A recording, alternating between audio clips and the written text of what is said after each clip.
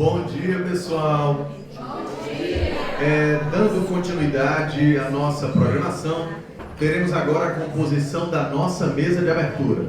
Mas antes, eu gostaria de mais uma vez pedir uma salva de palmas a todos da escola de dança, da escola Chuí, da escola indígena Chuí de Pitaguari. E claro, queria também pedir outra salva de palmas para o mestre João Paulo Cacique Cauã e professora Adélia Pitaguari, suas alunas.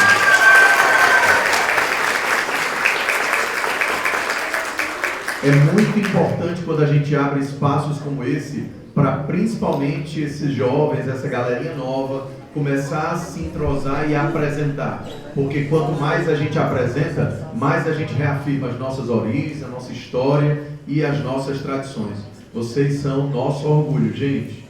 Bom, continuando, a gente vai primeiro registrar a presença de algumas pessoas importantes, né? Gostaria de registrar a presença do professor Edson Eugênio da UES Quixadá, por favor. Professora Camila Raquel, da Universidade Vale do Acaraú de Sobral. Professor Dr. José Robinson, da UES. Professora mestra Ângela Souza, agente de acessibilidade da UFC.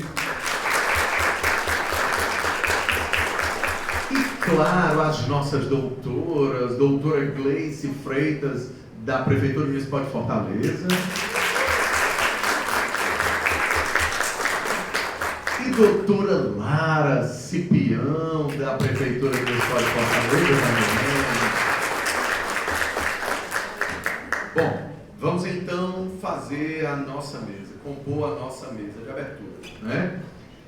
Para compor a nossa mesa, a gente convida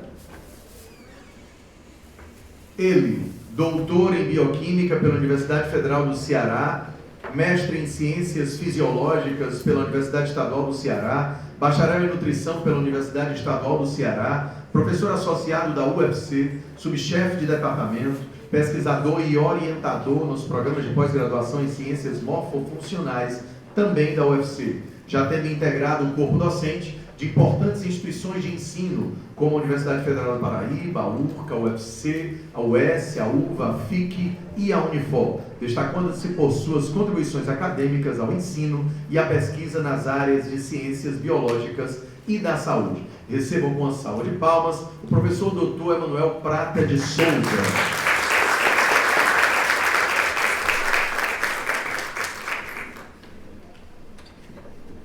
Também, para compor a nossa mesa, convocamos ele, pós-doutor em Educação Ambiental Indígena pela FACED, Universidade Federal da Bahia, doutor em Geografia pela Unesp, mestre em Planejamento Ambiental pela Universidade de Saragoça, na Espanha, e que responde pelo projeto Museu Mundo Livre e IDEA, Interações Didáticas de Educação Indígena Ambiental da UFC, e que também coordena o LAGEPLAN, Laboratório de Geoecologia da Paisagem e Planejamento Ambiental, também da nossa Universidade Federal do Ceará. Professor pós-doutor Edson Vicente da Silva, o nosso Cacau.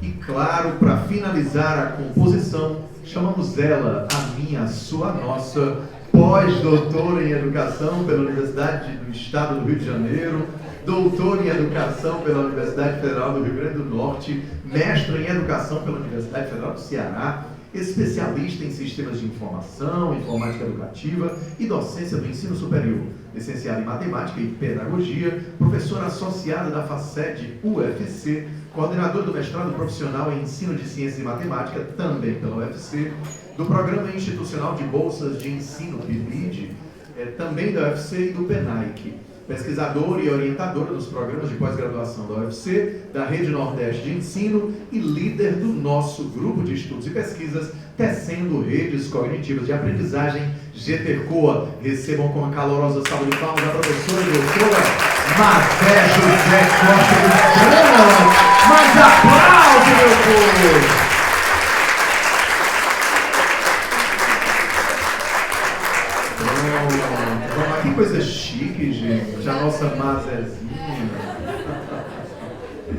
Senhoras e senhores, convido a todos para conferirmos, a partir de agora, a palestra Desafios e Possibilidades do Programa Etnomatemática, um relato de experiência de estudos no Amapá, proferida online a todos os presentes pelo professor Dr. Romário Antônio Silva, que será devidamente apresentado pela nossa mediadora, professora Eliane Alves de Aquino, mestranda pelo Programa de Ciências Morfofuncionais da Faculdade de Medicina da UFC, professora efetiva da Rede Municipal de Fortaleza, membro do nosso GTCOA. Recebamos com a salva de palmas a mediadora da nossa primeira palestra, professora Eliane Alves, nossa Leninha.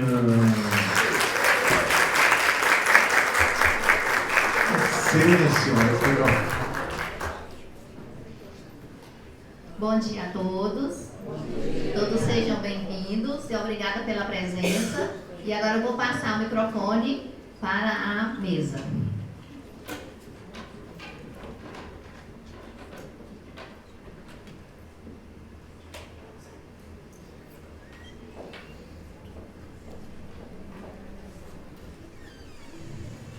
Muito bom dia a todas e a todos. Muita satisfação, né, e muito zelo, principalmente aí pela equipe organizadora, tá, que se esmerou muito aí para fazer esse evento para vocês, essa terceira escola de verão, sendo que agora a gente está no elo entre saúde e matemática. Tá? Chamando aí os etnossaberes. Tá?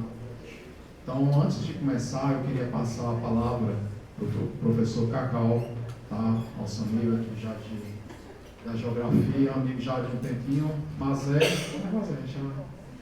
fez um professor inspirador para Cacau há um tempo atrás. Foi um prazer muito grande conhecer essa pessoa. Tá? E é uma pessoa que muito me tem ensinado, não só como professor, as nossas andanças, mas também como pessoa. Então, eu queria passar a palavra para ele falar um pouco também sobre o evento dele, que é um congresso que vai acontecer agora em 2025. Então, Cacau. Bom, pessoal, prazer. Eu acho que é um evento muito importante que vocês estão organizando, porque hoje a palavra é interdisciplinaridade. Uma interdisciplinaridade que também passa pelos saberes tradicionais. Então é importante esse elo que a gente está desenvolvendo aqui com a escola. Então é uma forma de a gente estar aprendendo os saberes tradicionais, populares, e também estar transmitindo o nosso conhecimento, abrindo caminhos para os povos indígenas, quilombolas, entrarem dentro da universidade, o que era muito difícil anos atrás. Então, acho que essa escola consolida essa grande parceria e esse sentimento de nação que a gente deve ter. Acho que não o sentimento de pátria, que isso é outra coisa, mas o sentimento de nação, que nós somos um povo, né? Então, a importância dessa agregação. Tá? Eu trabalho no Prodema e na geografia. Então, o Prodema tem uma grande aproximação com a educação, que é a interdisciplinaridade, troca de conhecimentos, e nós estamos organizando, a cada 2 anos, o Congresso Brasileiro de Educação Ambiental Aplicada e Gestão Territorial. Colocamos alguns informes aqui, e eu tive a oportunidade de fazer o meu curso de pós-doutorado em educação, e trabalho com educação ambiental voltado para os povos indígenas, né?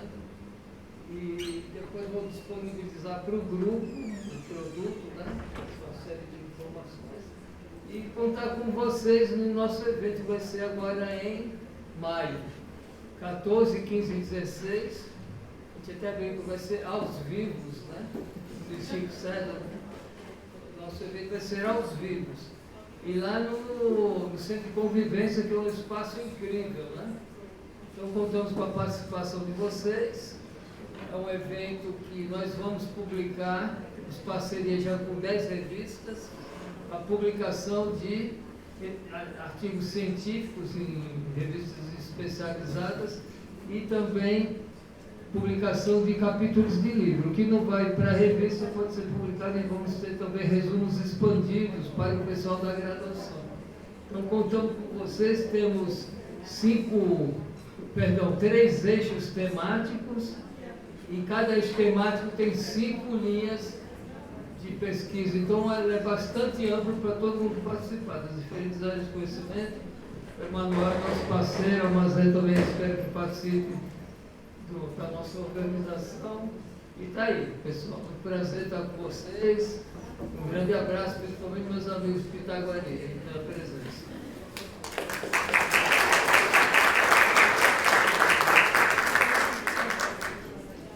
Então, mais uma vez aqui reafirmando, tá, nossa parceria, tá, Cacau?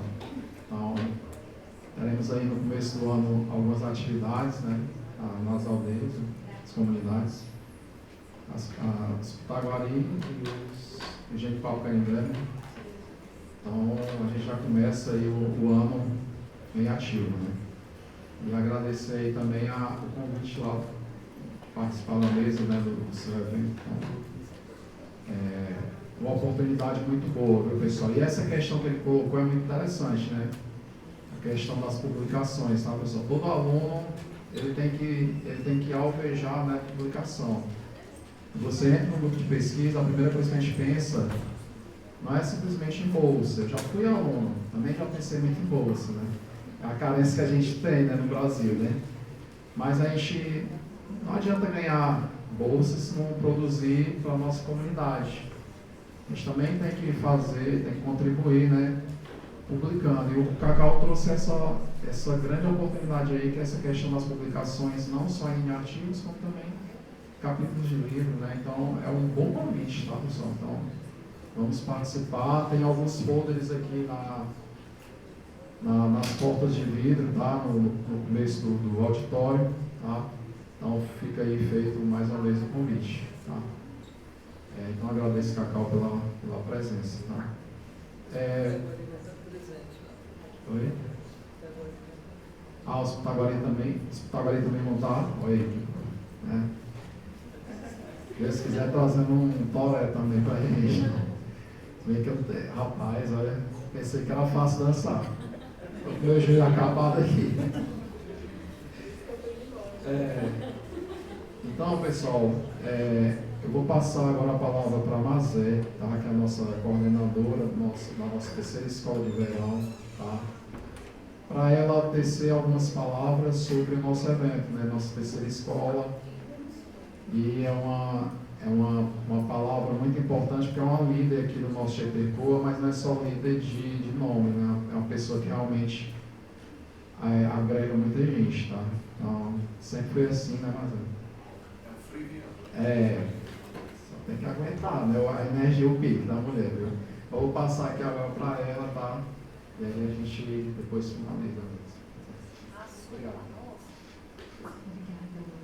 Bom dia, gente. Bom dia. Que bom, vocês responderam bem, viu, esse bom dia. É com alegria, assim, muito grande que nós estamos aqui. Eu quero saudar aqui o professor Cacau, uma honra tê-lo aqui. O professor Cacau, uma referência muito importante para nós aqui na universidade. Agradecer também aqui a parceria do professor Emanuel, lá da Medicina. Dizer que é muito importante a sua participação aqui na educação. E hoje nós estamos iniciando a terceira escola de verão. Então, quando a gente pensou na primeira escola de verão, nós estávamos pensando exatamente nessa perspectiva interdisciplinar. Então, nós somos um grupo que nós temos uma essência na matemática. Nós somos essencialmente preocupados e atentos à matemática. Mas nós também somos educadores e, como educadores, a gente não se fecha em uma só temática, em uma só área, uma só disciplina, porque nós entendemos que para compreendermos bem a nossa ciência, nós precisamos também transversalizar, interdisciplinar com as outras áreas.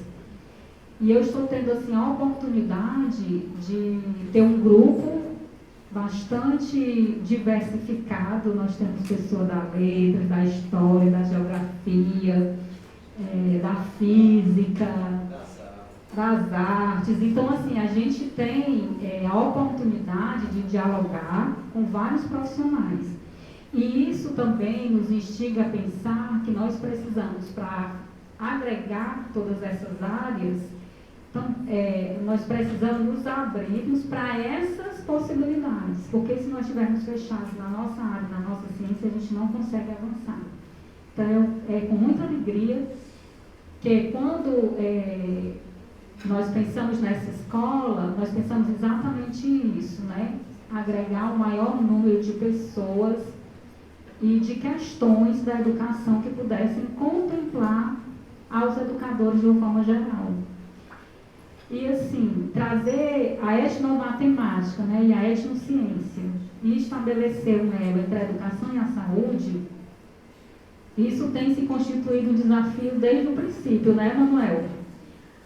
Mas um desafio muito gostoso, muito bom, muito prazeroso, porque a gente começa a perceber a diversidade cultural que nós temos, as possibilidades que a matemática traz, as possibilidades que a ciência como um todo traz para nós. E a gente começa a se entender realmente, de fato, como falava o D'Ambrosio, né, como educador transdisciplinar. E nós precisamos ter essa visão transdisciplinar, porque a gente acaba, muitas vezes, a gente percebe que tem algumas pessoas que às vezes não querem que a gente fale de alguma área, né, por algum motivo. Ah, você não tem...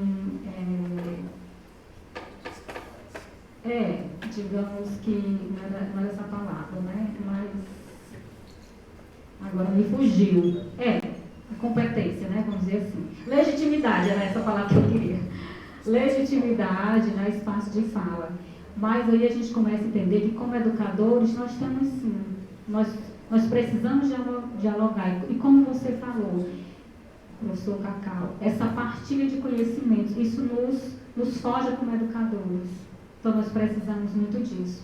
Então, a escola de verão, ela nos traz isso. Então, vão ser 3 dias muito prazerosos, 3 dias de muito aprendizado. Eu sempre digo para vocês, né? A mesa está posta, o banquete científico está montado. Então, cada um vai provar da forma como puder, né? Não façam dieta, se lambuzem ao máximo, né? Então aproveitem de tudo que nós temos a oferecer. É a primeira vez que a gente inaugura, né, temáticas tão importantes. Nós já discutimos sim essas temáticas, mas esse elo que nós estamos trazendo nessa escola tem uma diferença, né? Tem um diferencial. E nós contamos com a presença de todos vocês durante esses 3 dias, firmes e fortes, né? Nessa perspectiva, se aprofundando, buscando esse aprimoramento, buscando sair diferente, né? Nós chegamos aqui de um jeito, hoje pela manhã, e com certeza todos nós já começamos o nosso processo de transformação, né? Porque somos sujeitos inacabados em movimento o tempo inteiro. Então, e valorizar as culturas, né? Nós somos sujeitos socio-históricos culturais. Então, quando a gente fala de povo, a gente tem que falar de uma forma geral, porque todos nós somos o mesmo povo, com culturas diferentes, mas com saberes que podem dialogar. D'Ambrosio, quando ele falava da matemática, ele disse o seguinte: ele, como era um matemático, né, a matemática pura, né, como as pessoas falam, pura e aplicada, e o doutorado dele também, matemática pura e aplicada, e ele se sensibilizou quando ele teve a oportunidade de conviver com uma cultura diferente. Quando ele chegou lá, ele percebeu: nossa, aqui tem muita matemática, né? Não é aquela matemática de, por exemplo, você construir um avião, mas é uma matemática que transforma as pessoas e que dá conta da cultura daquele povo que precisa ser respeitada. Então, todos os saberes são válidos. Então, a etnomatemática ela nos traz essa possibilidade de nós compreendermos que todos os saberes são válidos, todos os saberes são importantes, que em um determinado contexto, aquele saber ele tem um valor imenso. E que nós precisamos também, uma coisa que ele falou importante, e que tem muito na cultura indígena, né, que é você saber escutar, né, e você entender que existe uma forma da gente aprender pela observação, pela atenção, né, pela vivência naquele contexto. Às vezes as pessoas não entendem, quando eu digo assim, tem que vir para a faculdade, tem que ter presencialidade, tem que conviver em grupo, tem que estar junto para aprender, para colaborar. E às vezes as pessoas reagem um pouco assim, não, mas eu em casa eu estudo melhor, eu aprendo melhor. Não, gente, nós somos sujeitos que precisamos estar juntos. Estar juntos. E a gente aprende quando o outro abre a boca. Ou às vezes só quando o outro está andando, a gente está aprendendo, né? Então a gente precisa desse contato. E a gente não tem como aprender outras culturas se a gente estiver dentro de casa, imerso só no nosso mundo. Nós precisamos sim dessa relação com o outro. E a etnomatemática, ela vem para possibilitar essa reflexão, né? Essa reflexão que os saberes precisam ser religados, porque em dado momento a gente dividiu tudo, né? Deixamos tudo em disciplinas. E a etnomatemática ela vem com essa possibilidade de nós religarmos esses saberes. E aí a gente traz a saúde, a gente traz outras áreas, para que a gente possa entender que quando estamos falando de educação, nós temos ali um mundo imenso e que pode sim ser trabalhado de forma interdisciplinar. Mas para isso a gente precisa buscar, né, a se transformar também, a pensar diferente. Porque se a gente pensar dentro da nossa casinha, dentro da nossa gaiola epistemológica, né, como falava o Ambrósio, a gente não consegue ver as outras possibilidades.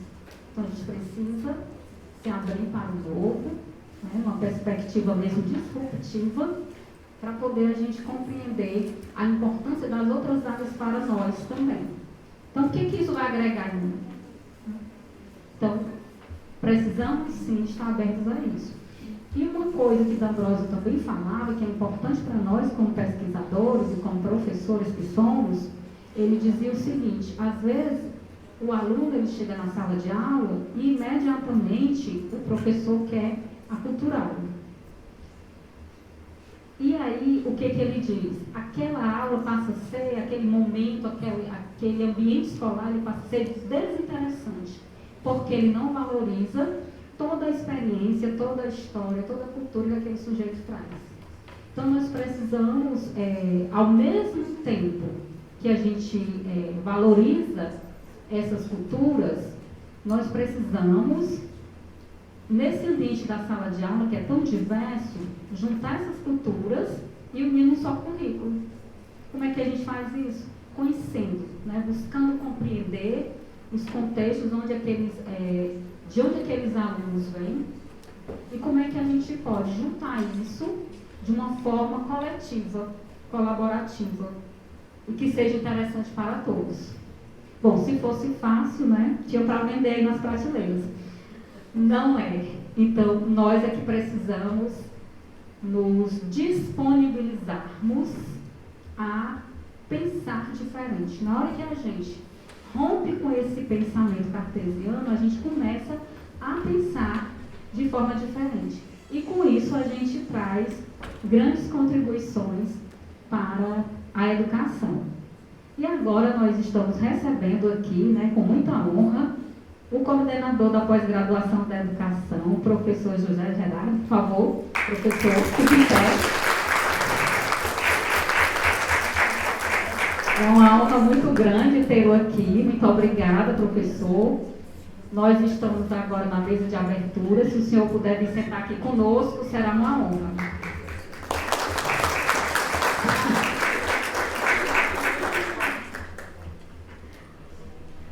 Nós estamos aqui fazendo a abertura desse momento, onde nós trazemos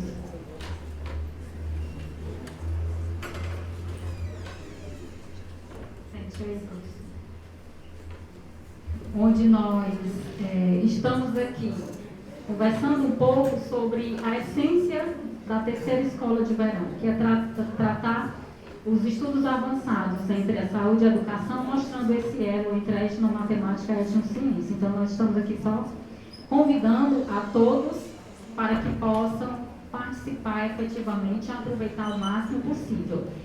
E gostaríamos de ouvir o seu bom dia, professor. Vai ser pega de surpresa. Passada aqui. Mas, assim, eu queria saudar a iniciativa, né? Eu acho assim, que tudo que vem para debater na universidade, para trazer posicionamentos diferentes, acho que a gente acha interessante. Eu sempre lembro, quando vejo essas questões, por exemplo, o conceito de genealogia em Nietzsche, né? Nietzsche entende que a genealogia é um retorno à origem para você olhar de um modo diferente, né? Não é um retorno à origem para simplesmente reafirmar uma linearidade, mas é você voltar com a possibilidade de você ver diferente. E acho que a etnologia, né, nas suas várias versões, acho que ela traz isso, seja a etnomatemática, a etnociência, a etnocenologia, que eu trabalhei muitos anos atrás, que é uma etnologia de espetáculos, né? Eu acho que ela traz esse olhar diferente no outro, né? Quer dizer, como é que o outro se posiciona feito determinadas questões. Tinha uma coisa interessante do Malinowski, que dizia nos Argonautas do Pacífico, disse, olha, há certas questões que você não tem como perguntar ao outro, né? É preciso que você veja como é que ele faz. Então, de repente, se eu estou diante de uma outra comunidade, eu quero entender, sei lá, o conceito de justiça. Não adianta eu perguntar para ele o que é justiça, mas eu passo a ver como é que ele faz diante de determinadas situações, ou de um crime, ou de um roubo, sei lá, como é que eles atuam, né, naquela situação concreta. Então, quer dizer, esse olhar, acho que ele permite que o outro, né, possa se posicionar nas suas várias versões, seja na matemática, seja na filosofia, seja na ciência, seja na pedagogia, na história, né? Acho que a etnologia, ela dá essa abertura, né? Então, parabenizar aí ao grupo, parabenizar a Mazé pela iniciativa, né? O GTCO, que tem dado grandes contribuições, pós-graduação também, né? É isso aí, mas eu vou dizer isso.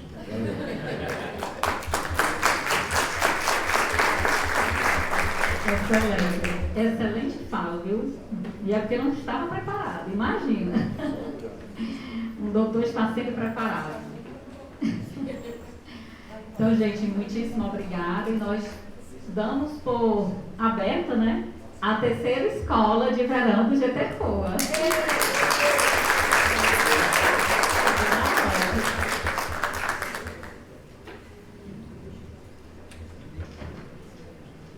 Pronto, só para deixar registrado, o professor José Gerardo Vasconcelos, ele é professor titular da Filosofia da Educação da FACED UFC, coordenador do Programa de Pós-Graduação em Educação Brasileira da UFC, licenciado em Filosofia pela UES, bacharel em Filosofia Política pela UES, especialista em Filosofia Política, mestre em Sociologia, doutor em Sociologia e pós-doutor, é coisa linda, em Artes Cênicas. Perfeito, maravilhoso. Então, seja bem-vindo mais uma vez, uma salva de palmas. Bom, dois avisos que eu tinha esquecido. Não, calma. Dois avisos que eu tinha esquecido. Que os pitaguaris estão vendendo seus artesanatos aqui na entrada, assim como também as pinturas corporais.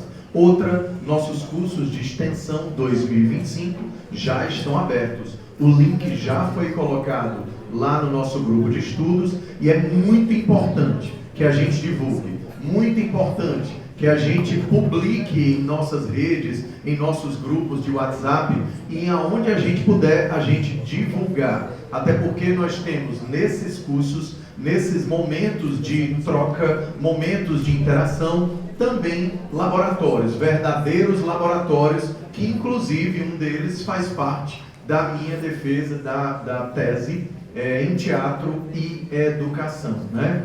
A gente, antes de passar para a Leninha, que está com o professor Romaro, a gente vai abrir para perguntas. 3 ou 4 perguntas no máximo para a mesa antes de desfazê-la. Cuida. Perguntas, levante braço, não precisa disputar para ver quem pergunta. Um aviso de utilidade pública, a nossa Filó perdeu o celular, gente. Então quem encontrar aí alguma coisa piscando é dela, né? Vamos lá? Perguntas para a mesa? Perguntas para a mesa, gente? Para a professora Mazé, para o professor Cacau. Eu queria só fazer uma colocação aqui. Eu tive a oportunidade de ver nessa semana um documentário sobre os Incas, as novas descobertas que eles estão fazendo em determinadas áreas, hoje com os sonares, com os radares, né? E tem uma palavra que se chama Quipu, não sei se vocês já ouviram falar, nossos amigos aqui de Itaguari, é um sistema de cordões e nós que eles usavam para quantificar produção, tudo, de um censo, é todo feito com cordões e nós. Isso é um exemplo típico de etnomatemática, né? E agora estão descobrindo que havia também uma linguagem para a literatura, que eram fios com cores, e que os sacerdotes, os jesuítas e outros queimaram tudo, né? Então, o que vocês estão fazendo hoje também é um resgate, né? Só eu dizer assim, bem mais distante, os egípcios, né, os caldeus, que tem todo um sistema que não ficou praticamente nada, mas que foi a base do etnoconhecimento da matemática, né? Então acho que para mim esse importante exatamente foi agora, essa semana que eu vi. Quipu, me chama. Perguntas? Abra seu coração, por favor.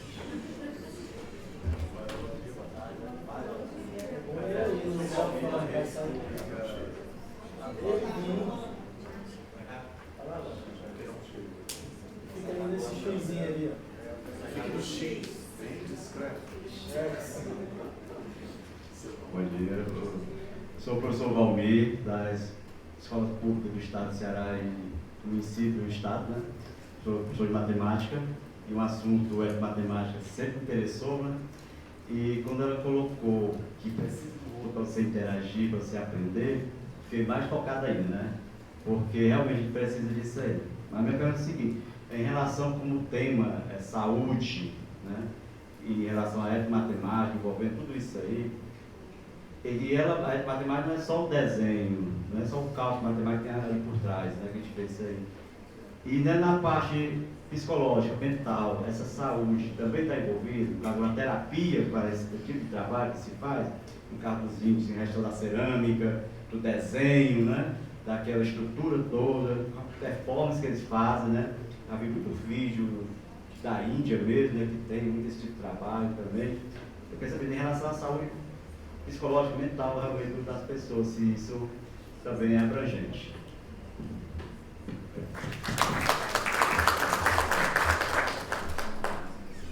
Essa pergunta é muito interessante porque D'Ambrosio, quando ele estava falando da etnomatemática, ele falou exatamente essas questões, né? Ele falando que a gente traz a etnomatemática, né? Achando que a gente vai trabalhar apenas a matemática, mas a etnomatemática como um programa educacional, que ele vai dizer, vai abranger todas essas questões. Inclusive, quando você está por exemplo, num determinado ambiente, num determinado contexto cultural, você está ali escutando ensinamentos.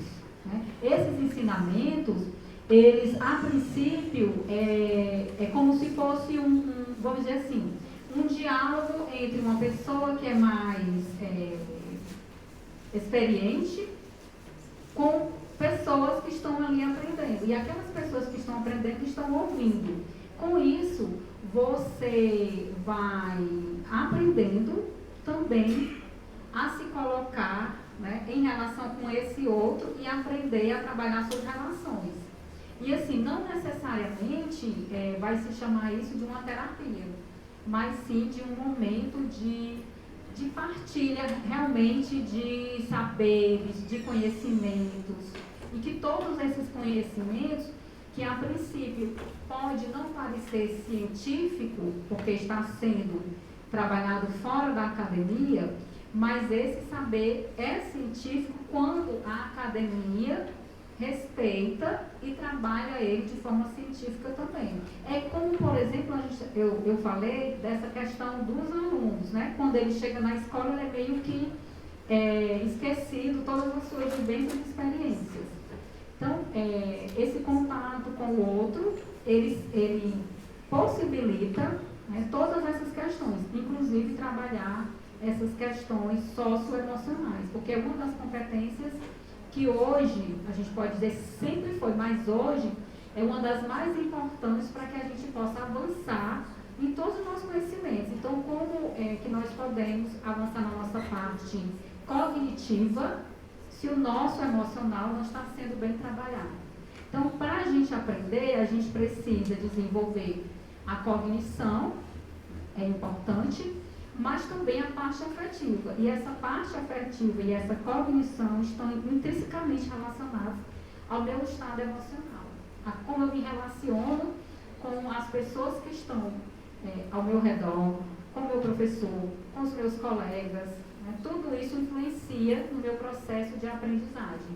Então, de um certo modo, não diretamente, mas indiretamente, quando nós estamos num contexto cultural onde saberes, as pessoas são respeitadas dentro de uma ética, nós estamos trabalhando o emocional dessas pessoas, né? E com isso a gente consegue avançar nesse conhecimento, que é um conhecimento da tradição, mas que quando é respeitado dentro da academia ele se torna um conhecimento científico. Então é como, por exemplo, né? Nós aqui temos, vamos dizer que no norte, a etnomatemática é mais forte, né? Culturalmente falando. E aí eu tenho o meu ex-orientador, ele quer muito vir aqui no Ceará para ele participar daquele encontro dos cientistas do tempo, né? Os profetas da chuva. Então, Quixadá. É um saber, acho que ele fala muito em você, viu, Edson? É um saber que é da tradição, mas que é um saber que quando você dá atenção, você observa, você compara com as relações científicas, existe uma relação ali muito importante. Então, como é que a gente construiu toda essa matemática, toda essa ciência? A gente construiu isso observando, dialogando com o outro, com atenção ao outro. Né? Por que saem tantos teoremas, tantas demonstrações? Porque os matemáticos estavam ali observando os fenômenos, o que estava acontecendo, entendendo as problemáticas e buscando solução para elas. Então é assim que surge a ciência. Então, respeitar esse saber que é da tradição, né? Inclusive, eu discuto muito isso na minha tese, saber da tradição, e eu trago o saber das rendeiras para trabalhar a matemática. Todo mundo ficou agora com a sua pergunta, mexeu com todo mundo aqui, viu? Então, só para fechar, é isso, né? Esse respeito desse saber, escutar os nossos pais. Quantas vezes eles disseram coisas que quando a gente vai ver na ciência aquilo ali de fato acontece, né? Coisas que a gente pensa assim, não faça isso, não vai almoçar e tomar banho, você não vai fazer isso, vai fazer mal, não sei o que, e a gente não leva alguns saberes a sério, depois a gente entende que tem base científica nisso, sim, né? Então, vou passar aqui para os colegas.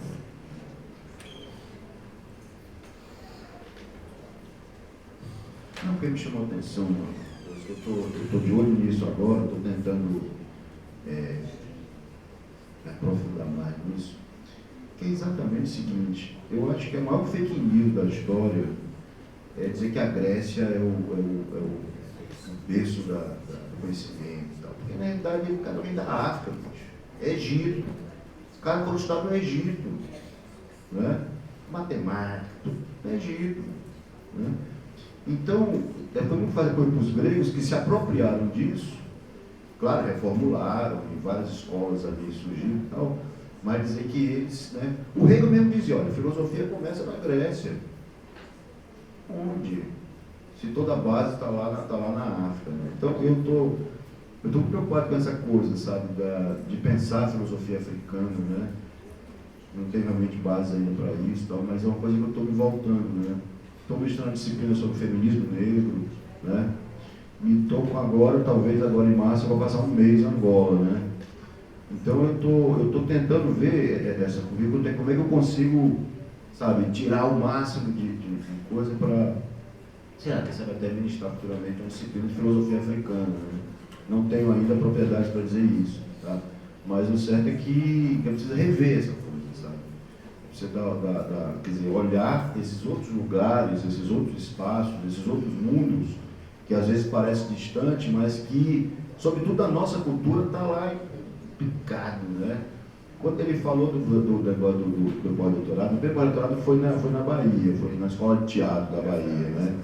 E aí eu fui, e já naquela época a escola de teatro já era, depois da graduação já era top mesmo, assim, né? E eu, na época, eu estava me voltando para capoeira, né? Porque eu virei capoeirista, que eu fui ver por dentro como é que funcionava, entrando nas ruas do Pelourinho, saindo para a cidade do interior da Bahia, né, como Santo Amaro e tal. E acaba descobrindo uma série de coisas interessantes, né?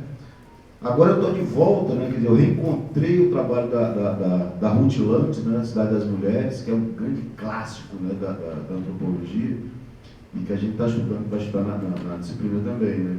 Então eu acho que esses outros olhares, né, de você aprender com o outro, de você, sabe, se desarmar, né, no sentido daquilo que você acha, do conhecimento que você achou que tinha, mas de repente tem muito mais coisa a aprender, né, quando você consegue, digamos, afrouxar isso aí e ter esse contato com as outras, com os outros mundos, acima de tudo, né?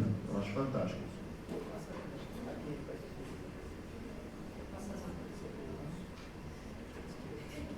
A sua pergunta, viu, vai ter que estender um pouquinho. Gente, só o ato de você estar, como diz aqui, parafraseando o Cacau, né, aos vivos, né, tá? E depois de uma época de pandemia e isolamento, a gente experimentou o segundo isolamento mundial, né? Infelizmente, ou, entre aspas, felizmente a gente passou por isso, e quem sobreviveu aprendeu com isso, a gente se tornou mais humano. De fato, a gente aprendeu com o outro, aprendeu a conviver, né? E esse conviver, esse aprender com o outro, né, ele por si só já caracteriza, né, como uma boa higiene mental, né? Então, eu, por exemplo, que não tiro pelos outros, mas eu sempre fui muito ligado à universidade. Era uma pessoa muito teórica, né? Tinha minhas práticas, assim, mas era uma pessoa assim que, por mais que estivesse na prática no laboratório, era uma coisa ali. Não saía da caixinha, como a Mazé diz, né? Ficava sempre naquele mundo de anatomia, né? Das questões mais da saúde. E aí eu passei a ir para interiores, E no interior a gente levava o nosso conhecimento, mas o que me deixava mais prazer é quando sempre via de volta um conhecimento de um determinado povo. Né?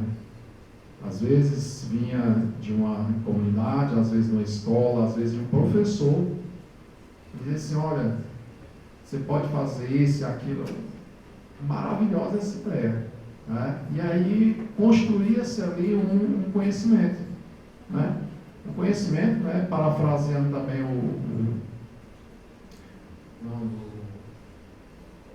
esse que não sou da educação, gente, perdoa.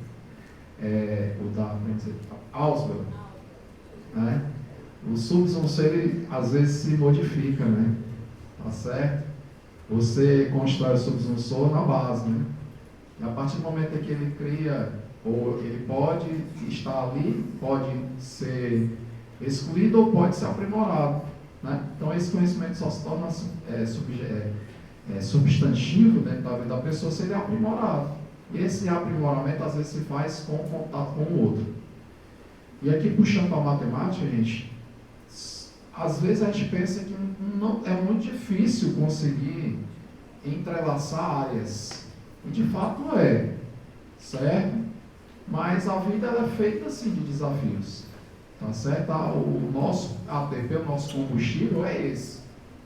A universidade ela se serve para isso. Se a gente ficar só em linhas verticais para conhecimento, vai ficar um monte de teórico conversando para ele mesmo, formando suas teses a serem encaixotadas nas prateleiras de bibliotecas e fim de pauta. A universidade, principalmente hoje, ela não é mais assim. Inclusive a própria UFC, no caso agora, entrei agora no programa do ACCS, né, para fazer um pedido para a Prex, né? E o ACCS é uma das primeiras coisas que a gente faz, que eles falam lá, é interdisciplinaridade. Se você não é mais interdisciplinar, você está excluído. Não existe mais conhecimento, né, vertical, ele é transversal. Tá? Aí eu me lembrei aqui do Toré, né? Que o Cauã falou do Toré, que ele veio do Torém. E eu tenho uma história com o Torém. Torém é uma árvore chamada de Cecropia pachystachia. No nome científico, o nome popular dele é Torém, pode ser também chamado de Imbaúba. O Torém é uma árvore muito, muito alta, tá? Que tem inclusive uma colônia de formigas própria para o Torém. Você não pode mexer naquela árvore de jeito nenhum sem saber dessa colônia de formigas. Tá? E de lá sai um chá que hoje em dia é muito utilizado para hipertensão, pressão arterial. Mas esse conhecimento vem de quem? Dos indígenas. Se a gente não souber disso aí, como é que a gente vai se curar? Né? A Mazé falou aqui que as avós da gente falavam palavras que depois a gente foi ver e estava certo a nossa avó.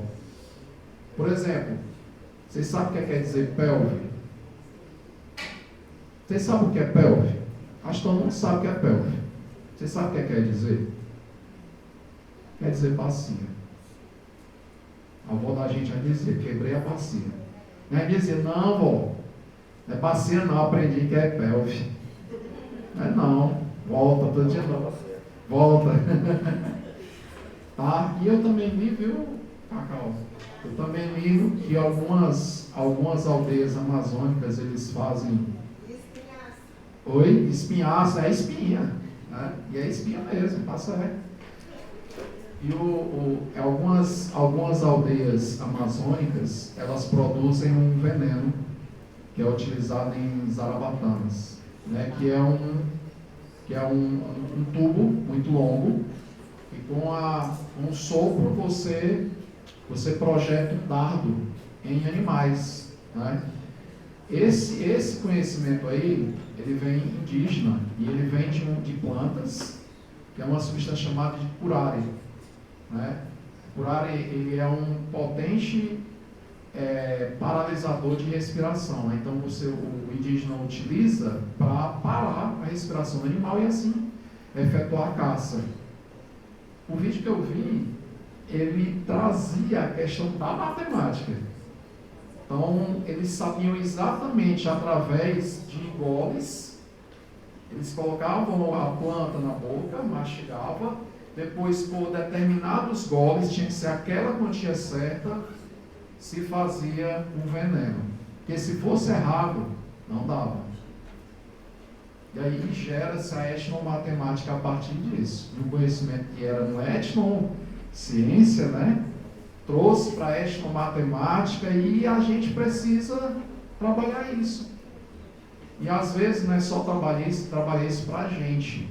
A gente também precisa até devolver para as aldeias, tá certo? Para as comunidades, para os povos originários. A gente precisa também devolver. Mas devolver de uma forma dialogada. Não adianta a gente querer aculturar. A gente tem que primeiro conversar. A gente primeiro tem que dialogar, entrelaçar os conhecimentos para que dali saia um acordo científico. E esse acordo científico ele se mostra a partir do momento em que você junta o povo tradicional, que é o originário desse conhecimento, com a gente que está aprimorando, às vezes, o nosso conhecimento. Tá? Então, eu acho que fazer etnociência não é simplesmente levar. Não. É uma via de mão dupla. É um conhecimento que, às vezes, é que eu vou retornar a pergunta do amigo, né, que, às vezes, uma roda de conversa resolve, às vezes, até uma questão dessa, de etno, mas também resolve uma questão psicológica. Uma roda de conversa, às vezes, se fazer presente, se fazer ouvido e se fazer produtivo, eu acho que isso melhora muito o estado mental de uma pessoa. Às vezes tira da depressão, tira de um provável suicídio. Então, às vezes até o mesmo professor que está esgotado. Eu mesmo me senti muito esgotado por muito tempo da minha vida científica. E aí, quando nascem-se outros ares, quando a gente vai para essas comunidades aqui, quero agradecer também ao Cacau por ter me promovido, né, esse diálogo inicialmente, né, com os Paguari, né, Cacau? Mas depois a gente vai ver mais povos, né, tá certo? Para a gente fazer essa troca, né? E por último, uma coisa, eu sei muito pouco de educação, certo? Então me perdoe se eu estiver falando alguma besteira. Mas a palavra aluno já define muita coisa. Aluno sem luz, né? Sem ausência de luz. Eu deixei de chamar de aluno, não quero. Tem gente que ainda chega para mim, sou seu aluno e tal. Não. Você é meu estudante, né? Você é meu parceiro às vezes, né? Às vezes é parceiro. Mas a gente não pode trazer etno-saberes chamando aluno. Tem que conhecer o que está ali de história. Né? Tem que trazer o passado dele para dentro da sala de aula. E ali é trabalhado outros saberes. Né? Então, acho que é mais ou menos isso que eu queria. Isso mesmo. Só trazendo aqui Paulo Guedes, né? Ele era um moçambicano, que ele falava de saberes congelados, de uma matemática que está congelada. Então, nós, quando chegamos nesses locais, quando estamos presentes nessas outras culturas, né, nós somos seres estrangeiros. Mas a gente precisa entender que nós estamos lá e vamos observar saberes que já estão lá, estão congelados na nossa mente, que nós vamos lá e a gente compreende que aquilo ali está em movimento naquela cultura. Então, ele falava disso, desses saberes congelados, né? Dessa matemática que está congelada e que esse olhar atento pode descongelar muitos saberes nessas culturas. Né?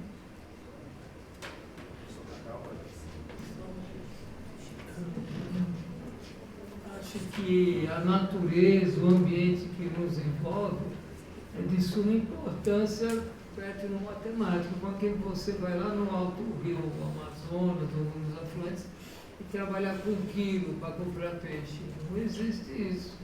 São cestas, medidas de caminhadas, jardas, né? E de terras varas na Bolívia, né? No Peru. Então são medidas de acordo com a realidade deles, que é a maioria do espaço, né?